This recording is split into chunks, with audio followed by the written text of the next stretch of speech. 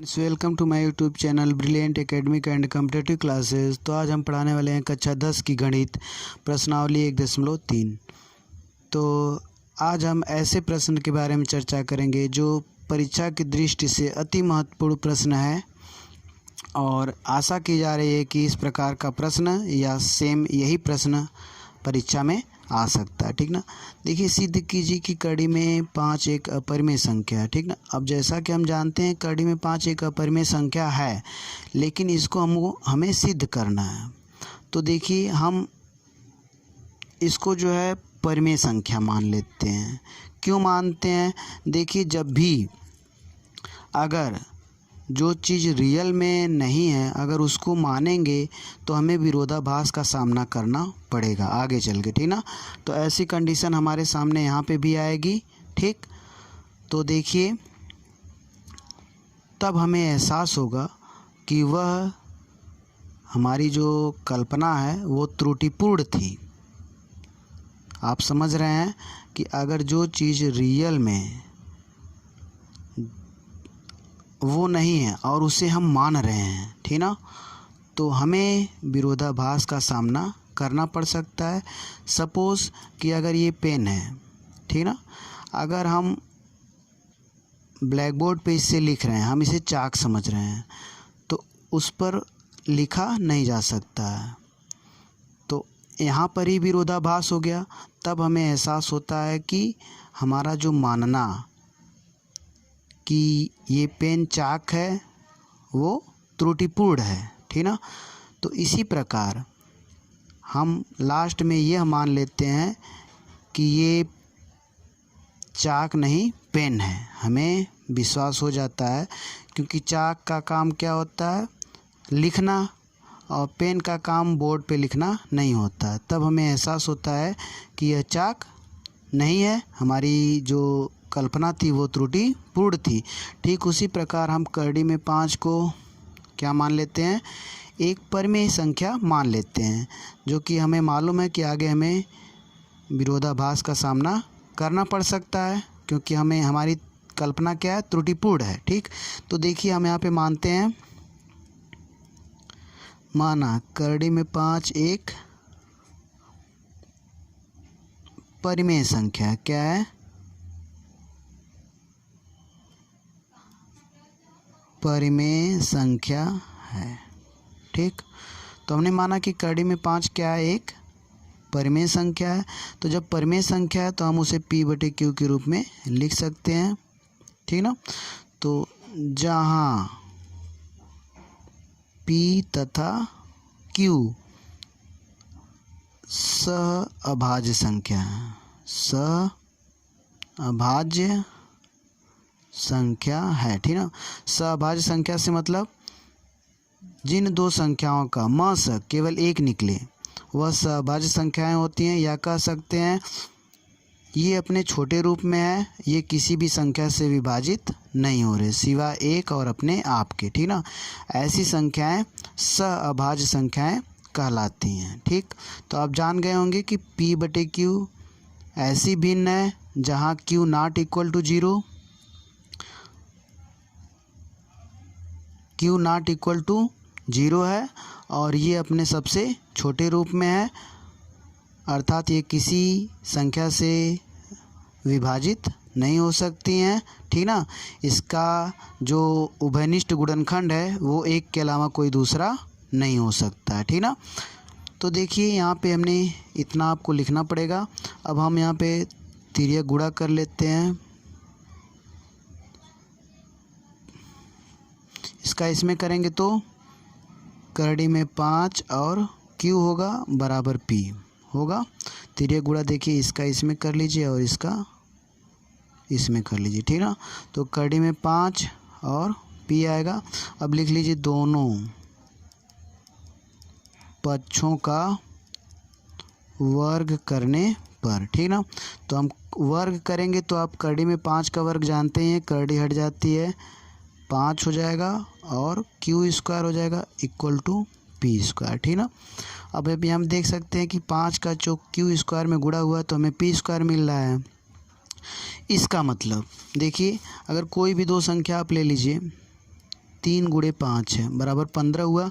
तो यहाँ पे आप देख पा रहे हैं 3 का 5 में गुणा हो रहा है तो 15 आ रहा है। इसका मतलब 15 जो है 3 से भी विभाजित होगा और 5 से भी विभाजित होगा, ठीक ना।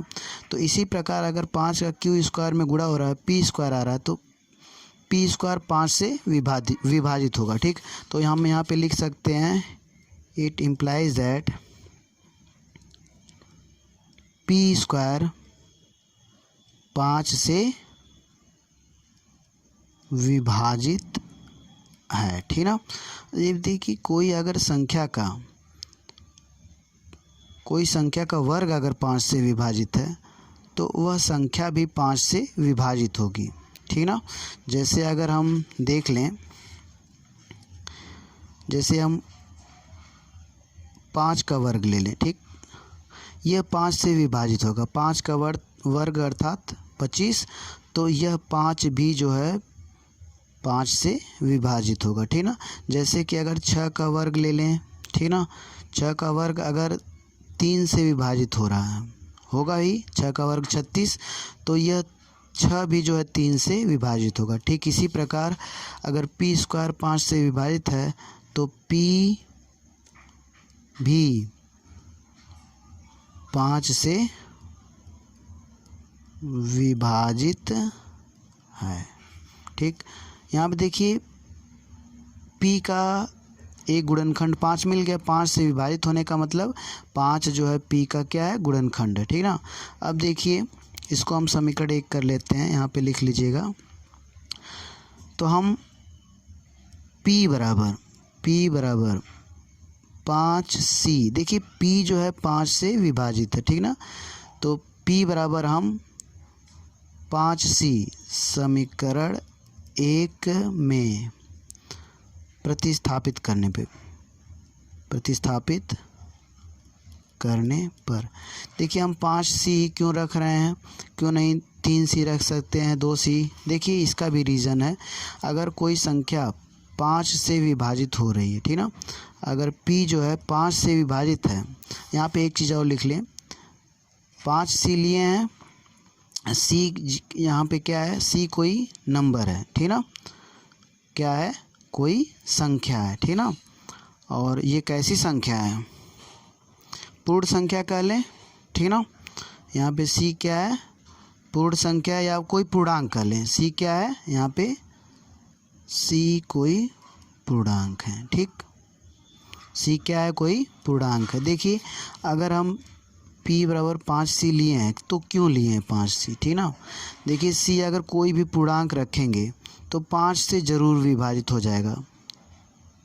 P का जो भी मान आएगा, C का मान कोई भी पूर्णांक लेने पर P जो है 5 से ज़रूर विभाजित होगा। देखिए अगर हम 5 गुणे 1 ले रहे हैं तो 5 1 कम 5, 5 से विभाजित, ठीक। और 5 और यहाँ पे 2 ले लें तो 5 दूनी 10, 5 से विभाजित, ठीक। लेकिन अगर हम यहीं पे P बराबर 3C लेते हैं तो ये ज़रूरी नहीं है कि वह जो है P 5 से विभाजित हो, ठीक ना। जैसे कि अगर हम P बराबर 3 गुणे 1 ले लें, ठीक, तो क्या मिला, 3 5 से विभाजित नहीं है, ठीक। तो इसीलिए 5 के गुणांक के रूप में लेंगे। तो यहाँ पे देखिए 5C ले लिए, ठीक। P बराबर 5C समीकरण 1 में आप प्रतिस्थापित करने पर C जहाँ पे क्या है, पूर्णांक है, तो देखिए 5Q स्क्वायर बराबर P स्क्वायर है ही समीकरण 1। तो हम यहाँ पे प्रतिस्थापित कर रहे हैं, 5Q स्क्वायर बराबर 5C स्क्वायर का होल स्क्वायर हो जाएगा। P की जगह हमने 5C रख दिया, 5C का होल स्क्वायर। अब यहाँ पे 5Q square equal to 25C square. अब यहाँ पे Q स्क्वायर इक्वल टू 25 में 5 से इधर आएगा तो भाग होगा, 5 आ गया। हम कह सकते हैं 5C स्क्वायर इक्वल टू, ये आगे लिख दे रहे हैं, बराबर Q स्क्वायर। तो देखिए 5 का C में गुणा हुआ तो Q स्क्वायर आया, ठीक ना। मीन्स कि it implies that Q square 5 से विभाजित है, ठीक ना। देखिए 5 का C स्क्वायर में गुणा हुआ तो Q स्क्वायर आया, तो इसका मतलब Q स्क्वायर 5 से विभाजित है, ठीक ना। और यहाँ पे क्यू भी 5 से विभाजित होगा। जब क्यू स्क्वायर 5 से विभाजित है तो क्यू भी 5 से विभाजित है। इसके आधार पे हम कह सकते हैं इट इम्प्लाइज दैट, इसी का साइन, हम इसी के आधार पे ये कह रहे हैं। ठीक, अब देखिए हम देख रहे हैं Q जो है और P 5 से दोनों विभाजित हैं। ऐसी स्थिति में अगर 5 से विभाजित रहेंगी तो वह सभाज्य संख्याएं नहीं हो सकती हैं, क्योंकि सभाज्य संख्याएं एक के अलावा और किसी नंबर से विभाजित नहीं होती हैं। ठीक ना। तो अब यहाँ पे देखिए, यहाँ यदि P तथा Q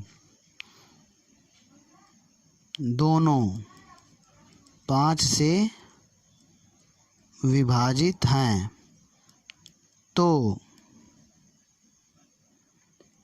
यह सभाज्य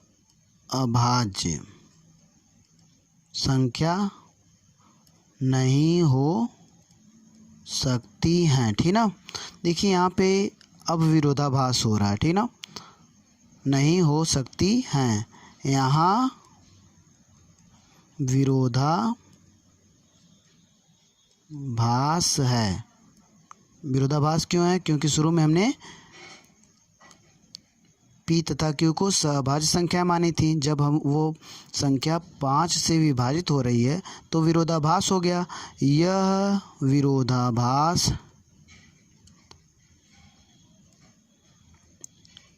त्रुटिपूर्ण कल्पना के कारण हो रहा है। ठीक ना। अतः करड़ी में 5 एक अपरिमेय संख्या है। ठीक ना। तो देखिए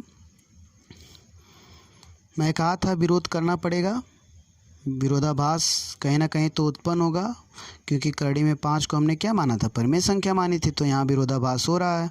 ठीक, तो देखिए इस प्रकार आपका यह प्रश्न समाप्त हुआ। यह बहुत ही इम्पोर्टेंट प्रश्न है परीक्षा की दृष्टि से, तो स्टूडेंट्स इसको अपनी तैयारी में ज़रूर शामिल करें। Thank you for watching my videos.